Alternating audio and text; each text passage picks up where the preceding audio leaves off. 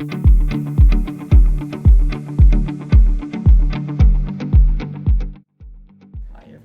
Hi, Doctor. Do you want anything more? So you're going to put the intro on there? Yeah. Okay. Hi, everybody. So, hi, everybody. Here's what we're looking at. Client had some concerns about cracks in the floor of this brand new build. And I believe they said that they actually started the foundation here in November, which means this was probably poured sometime in December, maybe in early January, which is not the ideal time to put in a basement, although it is certainly possible. So standards that we work towards are actually pretty lax with floors. They generally allow up to about a 1/4 inch wide crack in the concrete floor or in the slab of a basement like this, as long as there's no differential movement actually in that slab.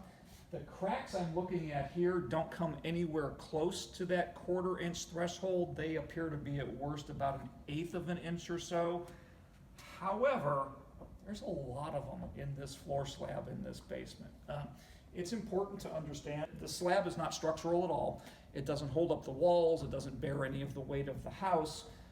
It's just the surface that you put your finished flooring on. So I don't have structural concerns here, but I'm starting to get the feeling this was not a great pour as far as the concrete work is concerned, because we've got a lot, and B, we've actually got some where they're spalling, or that cream that they call the float layer of concrete is actually peeling off the surface of it. They're actually starting to look like, believe it or not, a potential source of leaks, like a little bit of groundwater is coming up through them, and we can see it over here where the stud wall sits on top of them as well. So, how are you gonna fix that in a brand new build with a house sitting over the top of it?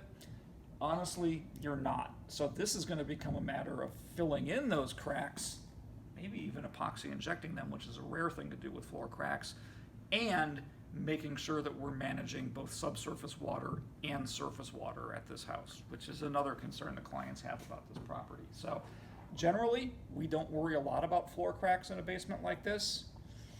This house, I'm actually a little bit more concerned than we usually are. The clients are concerned about it because they've actually known from the get-go on this particular house that these lots were very flat. They've now actually built that golf course up and put a hole, that's it, right behind the house. So it now sits way, way up, actually past what the original grade was. So they're very concerned about water coming this way, impacting the house before it has a chance to get down to the street. And honestly, from what I'm seeing in here so far, I think they're a little right to be concerned about it. So again, we're probably gonna have to address it with sump pumps and surface drainage outside.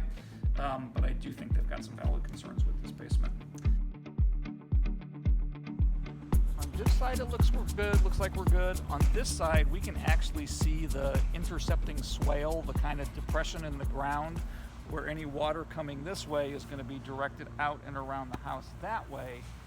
There is a little bit of one here, but I am not honestly sure that it's enough.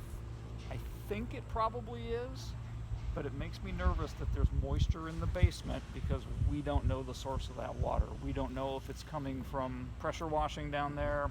We don't know if it's groundwater coming up.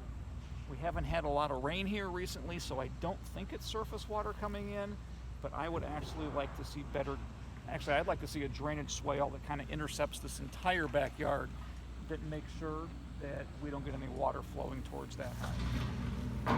Why is this a good sign? Well, they've got an irrigation system here, and since we haven't had rain in at least 10 days, probably closer to 2 weeks, because it's the middle of summer, any water we've got laying out here is, 99% likely to be coming from that irrigation system because they're trying to get grass growing here.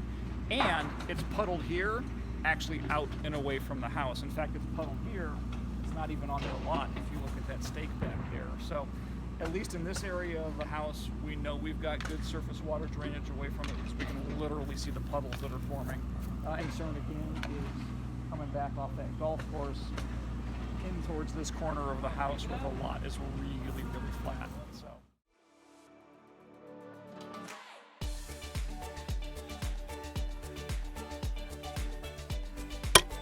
Thanks for watching. We'll see you in the next video. Or thanks for watching. We'll see you in the next video. Want to try it again? One more time. Thanks for watching. See you in the next video.